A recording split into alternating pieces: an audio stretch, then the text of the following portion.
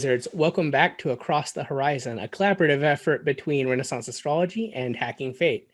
With me is Christopher Warnock of Renaissance Astrology, and I'm Michael Beeson of Hacking Fate. And today we will be covering Aphorism 15 that is attributed to Ptolemy. Now, with this one, I don't have the Coley translation in front of me, so we might have to go out of order with me reading the first one, then you reading Coley for us. Yeah, I'll do Coley. Okay, Yeah. so I'll start with Ashmond. Okay. Signs cadent from the ascendant of any kingdom are the ascendants of that kingdom's enemies, but the angles and succedent houses are the ascendants of its friends. It is the same in all doctrines and institutions. Okay, so Coley says the ascendants of kingdom's enemies are those signs which decline from the ascendant of the kingdom. The ascendant of a kingdom's friends are the signs of the angles, and the signs succeeding to these angles. The same is considerable in the rising or beginning of sects and schisms. Okay. And with Partridge, it's just the beginning of schismatical opinions. Other than that, it's the exact same as Coley. So there's definitely a lot of syncing of Partridge and Coley based on my super limited experience. So we're talking about decline, obviously, is cadent, right? Yeah. Yeah. So yeah. So in other words, it's like the signs that are cadent are the ascendant of their enemies. Okay. That's interesting. That is interesting, and it kind of goes into the whole optical theory of the things that work against you are the things that your ascendant can't see. So that kind of plays into it too. I wonder though, it's interesting because, like I was talking about, I do a kind of a Lilly style or a Horary style method of mundane. I mean of natal, which looks at the house rulers. And if you look at Bonatti, which is what Zoller used to teach, each house has its own idiosyncratic techniques, right? And so normally we'd be thinking about, even a mundane situation, if you're thinking about the enemies of the kingdom, you would be thinking about the 7th house would be the known enemies, and the 12th, right? 12 would be the secret 12 is enemies. hidden. Yeah. But at the same time, this is like a little idiosyncratic technique, right?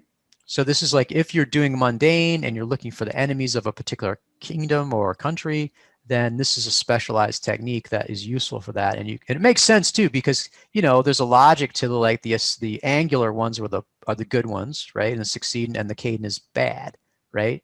Your enemy. Even though the normal angular is powerful, succeedent is reasonably powerful, and cadent is weak. So because it's interesting, one of the things they'll say about, for example, if you have an afflicted planet or a malefic, and you want to do something with it, put it in a cadent house, right? Right. Because it's weakening it or hiding it, right? Mm-hmm.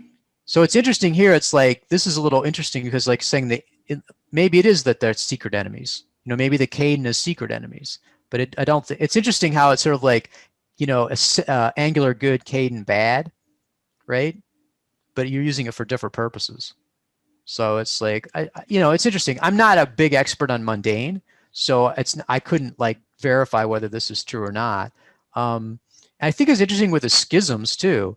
So that's kind of an interesting one too. So this is not just countries, but if you're going to have a sect, for example, the Catholic Church, right? If you had their chart, or you're looking at a mundane chart for them, then maybe around the time of Luther or whatever, you'd see this, see something come up. Maybe Luther has got Scorpio or something like that. I think wasn't he a Sun Scorpio? Do you know? I don't remember. I haven't thinking that he was something like that.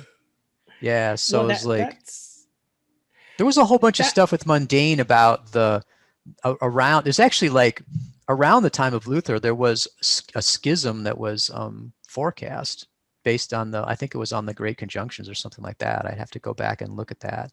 But that was interesting how it's sort of there's another Protestant reformer who was actually really into astrology. I don't know how to pronounce his name, Melanchthon or something like that. Again, this is the problem with only reading stuff, but he was actually into astrology, and it was like a little prophet. There was a prophecy of a little prophet. So Luther was kind of coterminous with that. So there's a lot of really cool stuff with the mundane. There's also a lot of propaganda use of mundane as well. So this is something you'd be like, oh, look, we're Aries and they're, they're Gemini, so that's our enemy or something like that. So, but we'll just, like I said, a lot of this stuff, particularly mundane, this will be useful for further study But we've kind of exhausted what we can say about it, I think. Yeah, I mean, the only thing that I've even tried to do with mundane is I've done some Aries ingress charts and gone off of okay, what sign is it in, and then knowing what other charts I'll need to spawn to examine the year, if I need just one chart, or if I'm needing 3 charts, or if I need 2 charts for the whole year. And then I've done some projection based on the conjunction. But again, that really is an Aries ingress chart. It's the Aries ingress chart for the year the conjunction happens. And then having that kind of set the pace as far as using perfections off that. So that's the only experience I have. It's I've sort never of tried to do a kingdom. quasi natal, right? Mm-hmm. It's sort of like a natal chart of the country, right? Because it's exactly the same technique that you'd use for a person, right? Whereas something like a great conjunction, some of these strictly mundane techniques, it's like, it's an interesting combination. So it's like, I don't know. I just feel like I have such a difficult time with horary, right? And then there's such a loss of detail as you go from horary to natal, and then from natal to mundane. It's like I just haven't really felt like, it's just not an area I haven't gotten into much detail. But it's amazing how much stuff there's available. And I think we're living in a time period where more and more people are interested in this. So it'll be interesting to see people take up the flag here and go valiantly into where we haven't gone. Oh, absolutely. And please let us know what you're planning to do with mundane astrology in the comments below.